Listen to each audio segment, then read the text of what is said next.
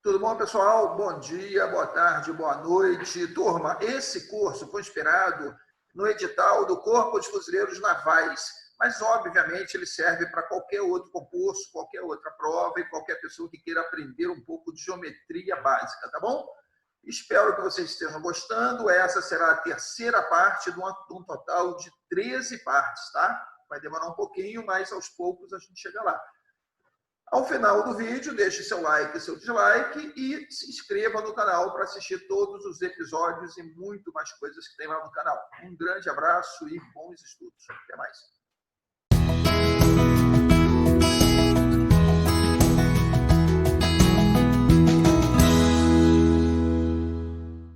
Então vamos lá, turma, vamos ao que interessa. O assunto são as retas paralelas cortadas por uma transversal. Vamos lá, uma pequena revisão. O que são retas paralelas? Retas paralelas são retas que nunca se encontram. Então, aqui no desenho, eu tenho o que eu chamei de reta R, que eu vou escrever aqui, e reta S, tá? E reta transversal é essa reta aqui, assim. Que aqui no desenho é essa que eu vou chamar de U, tá bom? Prosseguindo, olha, quando você vê uma figura dessa, tenta identificar coisas que você já conhece. Então, lá na outra aula, nós estudamos ângulos opostos pelo vértice. O que são ângulos opostos pelo vértice? Vértice é esse pontinho aqui. Esse ângulo da direita é oposto a esse. E qual a principal característica de um ângulo OPV, oposto pelo vértice? Eles são congruentes, né? Eles são iguais. Então, de cara, quando você vê uma figura aqui como essa, você sabe que aqui tem o vértice, esse ângulo aqui é oposto pelo vértice desse aqui, tá? E o que são ângulos suplementares, que também nós já vimos? São ângulos que, somados, dão quanto? 180 graus, tá? Isso aqui é x e aqui é y. Você sabe que x mais y medem juntos 180 graus. Então, quando você olha aqui nessa figura, eu vou pegar aqui a parte de baixo, olha, reproduzir aqui esse trecho aqui. Aí, olha, ângulo e o ângulo H. Eles são suplementares, tá bom? Lembrando disso, nós vamos partir para a classificação dos ângulos formados por duas retas paralelas cortadas por uma transversal. São essas classificações aqui, olha, os correspondentes, depois tem os ângulos alternos, podem ser internos e externos, os colaterais, que também podem ser internos e externos, tá? Vamos ver um por um. Ângulos correspondentes. Tá aqui, ó, estão aqui as duas retas paralelas na horizontal, cortadas por uma transversal. E por que eu coloquei esse transferidor aqui? É para nós medirmos esse ângulo. Então, vamos pegar aqui, olha, o ângulo D de dado. Esse ângulo está aqui, se você olhar no transferidor, olha, 10, 20, 30, 40, 50, 60, 60 graus. O mesmo aqui embaixo, olha, na posição H, 10, 20, 30, 40, 50, 60. Tá bom? Então, quem são correspondentes? Ângulos que ocupam mais ou menos a mesma posição aqui no feixe das retas paralelas cortadas por uma transversal. Então, nessa figura, eu já marquei aqui o D e o H, que já estão marcados aqui, mas também tem, olha, o ângulo A e o ângulo E. Esse primeiro aqui com esse aqui. Repara que eles ocupam a mesma posição. Depois vem o B e o F, depois o C e o G, e por último o D e o H, que eu já marquei. Lembrando, ângulos correspondentes possuem a mesma medida, por isso eles são o quê? Eles são congruentes. Tá bom? Vale memorizar esses nomes. Alternos. Os alternos, você vai sempre pensar assim, ó, eu vou me basear nessa reta transversal, tá bom? E aí, pessoal, se eles são alternos, um vai ocupar um lado da reta transversal e o outro vai ocupar o outro lado. E o que são internos? Bem, internos significa que eles estão do lado de dentro de quem? Das duas paralelas. Então, aqui estão os internos. Então, juntando, olha, alternos, eles estão um de cada lado. Internos, eles estão na parte de dentro. Só que um de cada lado em relação à transversal. E internos, porque eles estão do lado de dentro em relação às paralelas, tá bom? E aí, fazendo isso, olha, vamos ver o ângulo B e o H. Eles estão um de cada lado, então eles são alternos, mas os dois estão do lado de dentro, então são alternos internos. O mesmo vale para o ângulo C e o ângulo E. Um de cada lado, porém, na parte interna, tá bom? E o que são os alternos externos? Bem, cada um de um lado, só que agora na parte de fora. Então, se você se concentrar no ângulo A, olha aqui o ângulo G. Cada um de um lado da reta transversal, porém externos às duas retas paralelas. Então, A e G são alternos externos. A mesma coisa acontece aqui no ângulo D e no ângulo F. Tá bom? Lembrando que os ângulos alternos, eles são congruentes. Tanto faz se alterno interno ou alterno externo, eles possuem a mesma medida. Prosseguindo, os ângulos colaterais. Lembra que lá nos alternos eu falei que cada um estava de um lado em relação a quem? A transversal. Já os colaterais, eles estão do mesmo lado, por isso são colaterais. E a classificação de internos e externos vale a mesma coisa que nós vimos lá para os alternos, tá? Internos do lado de dentro em relação a quem?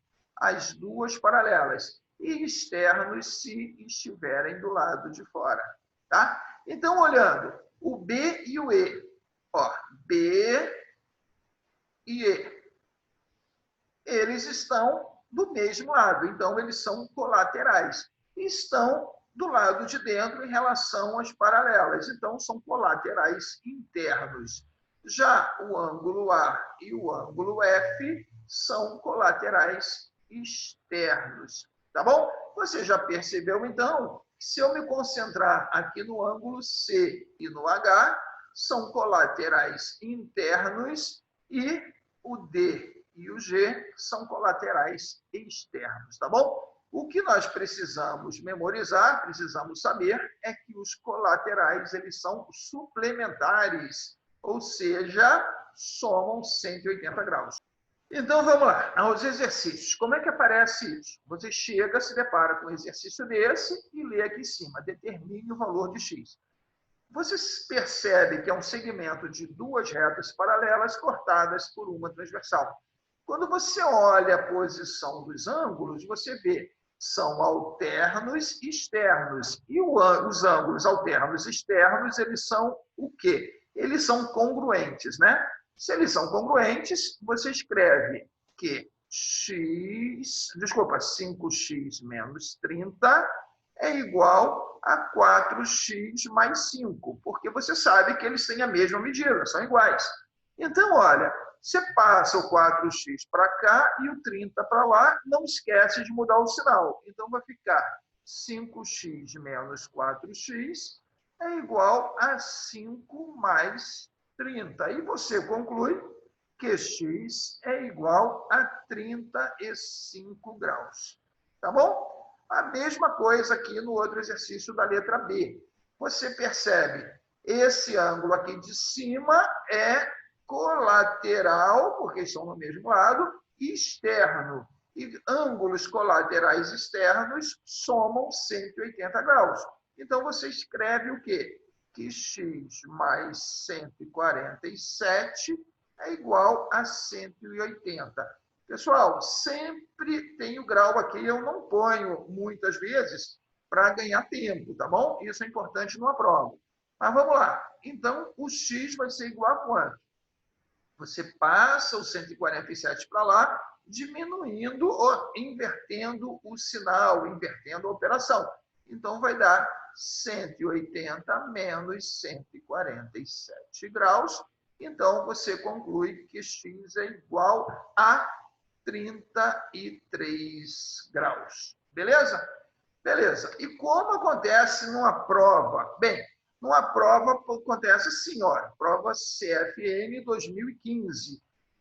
Determine as medidas do ângulo ZWX e Y. Aí você olha aqui e você fala, nossa, aquele professor, ele me disse que são duas retas paralelas cortadas por uma transversal. Mas eles colocaram aqui na prova duas paralelas e duas transversais, não importa o modo como você olha. Então, eu fiz esse desenho aqui em cima, olha. Se você cobrir primeiro a parte de baixo, como eu fiz aqui, você fica com duas paralelas cortadas por uma transversal. Se esse ângulo aqui é 40, esse daqui também é 40 porque é correspondente. Esse aqui é 40 porque é oposto pelo vértice. Esses dois são suplementares, então você conclui que esse aqui é 140 graus e esse aqui também vale 140 graus, tá bom? Cobrindo agora o lado direito da figura, você fica com duas retas paralelas cortadas por uma transversal, como diz o edital, tá bom? E aí, olha, 140, 140, pegando o correspondente de 1 em 1, você sabe que o ângulo Z, então, vai medir quanto? 140 graus, certo? Ó, correspondente a esse aqui. O ângulo W vale quanto? 40 graus. O ângulo X vale 40 graus também.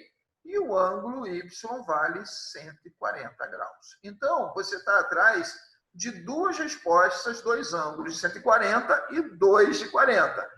Então, ó, esse não pode, esse aqui pode, esse aqui não pode porque tem 60, esse aqui pode, tá bom?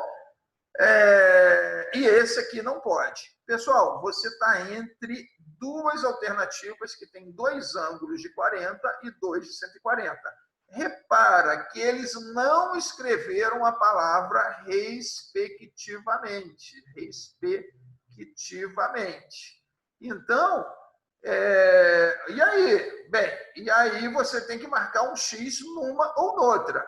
Eu finjo que essa palavra está aqui e marco que o ângulo Z tem 140, então eu fico com a alternativa D, tá bom? É isso aqui, eu acho que ficou faltando, eles esqueceram, então faltou essa palavra respectivamente para questão ficar 100% correta, isso é uma opinião, tá bom? Pessoal, se gostou, deixa o like, se não gostou, deixa o dislike, se inscreva no canal, um grande abraço, bons estudos, tá bom? Até a próxima.